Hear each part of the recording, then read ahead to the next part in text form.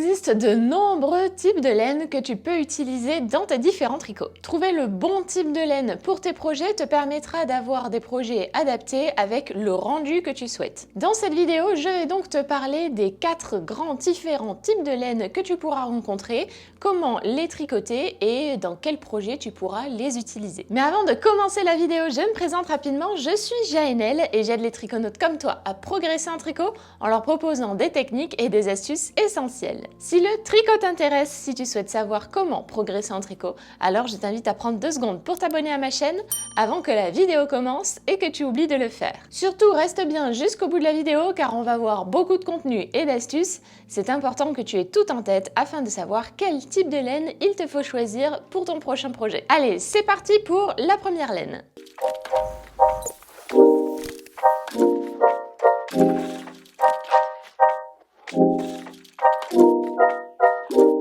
Pour la première laine, nous allons parler de la classico-classique laine Merino. La laine Merino est largement utilisée dans le milieu du tricot. Elle permet de créer des accessoires un petit peu épais, un peu squishy comme j'appelle ça.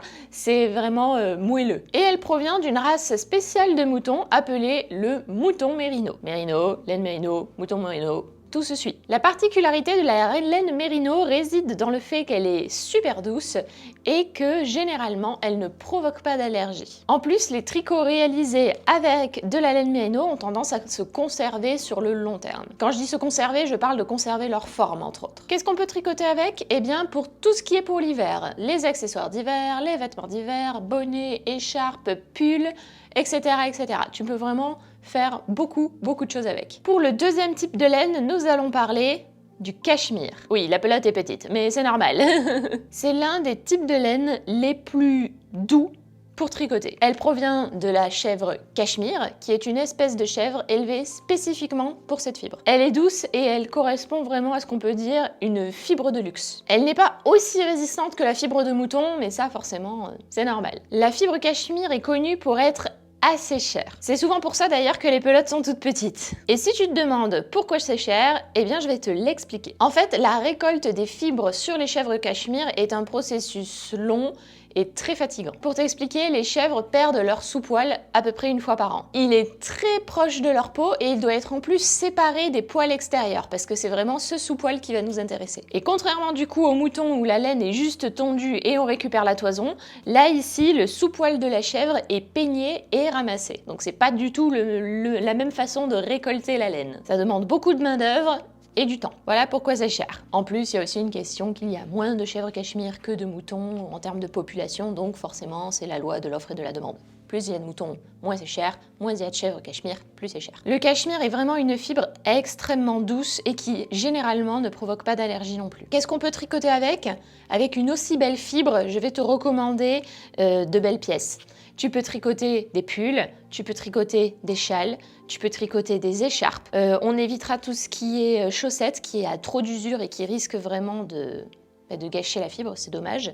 Vraiment, on essaie de la conserver pour de belles pièces. Si tu es arrivé jusqu'ici dans la vidéo, c'est très bien, mais surtout reste bien jusqu'au bout, car j'ai gardé les meilleurs types de laine pour la fin. Donc écoute bien toute la vidéo et n'hésite pas à revenir en arrière s'il y a quelque chose que tu n'as pas compris. Allez, c'est parti pour le troisième type de laine. Pour le troisième type de laine, nous allons parler du mohair. Là, on est sur une fibre complètement différente. Le mohair provient de, roulement de tambour, la chèvre Angora. Et oui, non, ça vient pas de la chèvre mohair, ça vient de la chèvre Angora. Il est super doux, durable, résistant et il a une brillance qui est assez intéressante. Attention du coup à ne pas confondre avec le lapin Angora qui lui, du coup, produit des fibres à partir du lapin Angora. Donc, chèvre Angora, mohair, lapin Angora, Angora. Le mohair propose un ensemble de propriétés qui sont très intéressantes et il permet de bien réguler la température également. C'est une fibre que tu peux aussi bien utiliser en été qu'en hiver. On est toujours sur une fibre de luxe mais qui fonctionnera en toute saison. C'est pourquoi elle a un prix qui est assez élevé par rapport à une laine ordinaire, bien sûr. Au niveau des démangeaisons, certaines personnes trouvent que ça démange à cause des petits poils qui forment le halo si caractéristique de ce fil. Et qu'est-ce qu'on peut tricoter avec? Eh bien, on peut tricoter le fil seul ou en double fil, avec une laine fingering en mélangeant avec du mérino par exemple. Tu peux réaliser des pulls, des gilets, des bonnets, des écharpes, des chaussettes, ce que tu veux. Les chaussettes, je sais que ça se fait notamment, petite astuce, pour doubler ton talon et avoir en fait un fil un peu résistant au niveau du talon.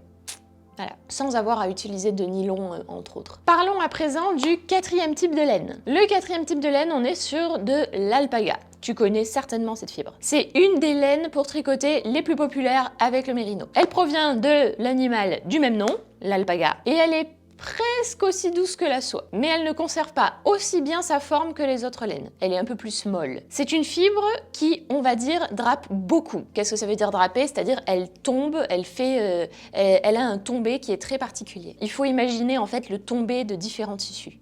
Donc là, celle-là, elle est très fluide. Il existe 2 types de fil alpaga, le suri et l'Huacaya. Attention, ces 2 alpagas ne produisent pas le même fil d'alpaga, hein, et pas au même prix. De manière générale, cette fibre coûtera également un peu plus cher que la laine ordinaire. Qu'est-ce qu'on peut tricoter avec? Eh bien, c'est simple, je la recommande pour tous les vêtements d'hiver qui recommandent d'avoir un beau drapé, un beau tombé, un côté un peu fluide. Donc un châle, un pull un peu boxy, un peu large, tout ce genre de choses. Ça peut être aussi des bonnets si ce n'est pas gênant pour toi qu'il soit un peu mou. Mais si tu tricotes un bonnet, il faut savoir qu'il n'aura pas de structure et qu'il ne tiendra pas de lui-même tout seul, debout tout seul. Maintenant que tu sais quel type de laine choisir, eh bien il te faut savoir comment ranger toutes ces beautés. Et c'est pour ça que j'ai fait cette vidéo dans laquelle je t'explique comment ranger ta laine en différentes façons. Je t'invite donc à cliquer sur la vidéo, elle est 100% gratuite et cela te permettra de poursuivre ton apprentissage. Merci de m'avoir écouté et à tout de suite dans cette vidéo.